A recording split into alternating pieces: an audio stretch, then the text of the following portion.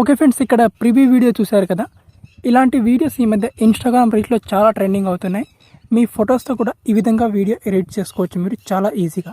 So సింపుల్గా మీరు ఏం చేసుకోవాలంటే ఫస్ట్గా మీరు ఇన్స్టాగ్రామ్లో ఇక్కడ మీ ప్రొఫైల్ని ఒక స్క్రీన్ షాట్ తీసుకోవాలి ఈ విధంగా.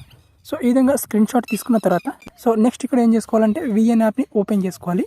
సో విఎన్ యాప్ ఓపెన్ చేసుకున్న తర్వాత ఇంటర్ఫేస్ ఈ విధంగా ఉంటుంది. మీ మొబైల్లో లేకపోతే ప్లేస్టోర్ నుంచి ఇన్స్టాల్ చేసుకోండి విఎన్ యాప్ని. అండ్ ఇప్పుడు నేను టెంప్లెట్ ఇస్తాను. ఆ టెంప్లెట్లో జస్ట్ మీ ఫొటోస్ని రీప్లేస్ చేసుకుంటే సరిపోతుంది. సో ఫస్ట్గా టెంప్లెట్ని ఓపెన్ చేయాలంటే ఒక క్యూఆర్ కోడ్ని స్కాన్ చేసుకోవాలి. క్యూఆర్ కోడ్ వచ్చేసి నా టెలిగ్రామ్ ఛానల్లో ఉంటుంది. ఈ వీడియో కింద డిస్క్రిప్షన్లో నా టెలిగ్రామ్ ఛానల్ లింక్ ఉంటుంది. ఫస్ట్గా ఇక్కడ స్కానర్ మీద క్లిక్ చేసుకోవాలి. అండ్ ఇక్కడ మీడియా మీద క్లిక్ చేసుకొని ఆ క్యూఆర్ కోడ్ని స్కాన్ చేసుకోవాలి ఇక్కడ. అండ్ క్యూఆర్ కోడ్ని స్కాన్ చేసుకుంటే మనకి టెంప్లెట్ అనేది ఈ విధంగా ఓపెన్ అవుతుంది. ఇక్కడ డౌన్లోడ్ ఆప్షన్ మీద క్లిక్ చేసుకొని ఈ టెంప్లెట్ని డౌన్లోడ్ చేసుకోవాలి. అండ్ డౌన్లోడ్ చేసుకొని ఇక్కడ యూజ్ టెంప్లెట్ ఆప్షన్ మీద క్లిక్ చేసుకోవాలి.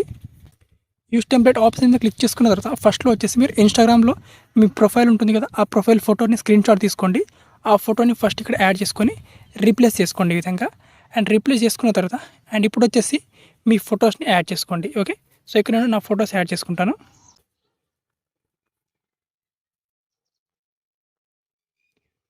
ఓకే ఫ్రెండ్స్, సో ఇన్స్టాగ్రామ్లో టోటల్గా మనకు 10 ఫొటోస్ కావాలి. అందులో వచ్చేసి ఫస్ట్ వన్ వచ్చేసి ఇన్స్టాగ్రామ్ స్క్రీన్ షాట్ ఫోటో, తర్వాత మీ ఫొటోస్ అనేది 9 ఫొటోస్ ఉండాలన్నమాట. ఓకే, తర్వాత ఇక్కడ నెక్స్ట్ ఆప్షన్ మీద క్లిక్ చేసుకోవాలి.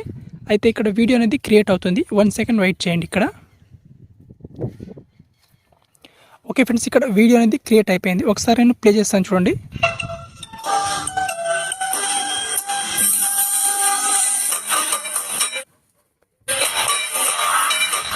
ఓకే, ఈ విధంగా మనకు వీడియో అనేది క్రియేట్ అయిపోతుంది. పైన ఇక్కడ ఎక్స్పోర్ట్ ఆప్షన్ మీద క్లిక్ చేసుకోవాలి. ఇక్కడ నుంచి మీకు నచ్చిన రెజల్యూషన్ ఫ్రేమ్ రేట్ సెలెక్ట్ చేసుకొని ఎక్స్పోర్ట్ మీద క్లిక్ చేసుకొని వీడియోని గ్యాలరీలోకి సేవ్ చేసుకోవాలి.